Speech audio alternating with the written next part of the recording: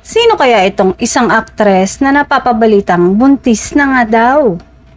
Ayon sa mga nakapagsabi ay hindi pa naman daw ganon ka-obvious ang laki ng tiyan ni aktres, pero kung titingnan ng maigi ay mapapansin ang maliit na umbok nito lalo pat kilalang sexy ang aktres. Pero sabi ay endorser pa rin daw siya ng isang clothing brand kahit pabuntis na siya, at carry pa daw magmodel ng mga sexy at two-piece outfit. Wala naman daw masama kung buntis na nga siya dahil unang-una ay nasa tamang edad na siya at masaya sila ng kanyang kapartner.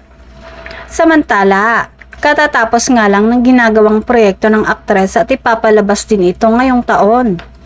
Hindi pa isinasa publiko ng aktres at ng kanyang kapareha ang tungkol sa kanyang pagbubuntis, pero may mga nakakaalam na.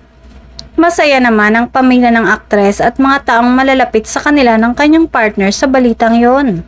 Naghihintay na lang daw ng right moment ang mag-partner para i-announce ang masayang balitang ito sa publiko.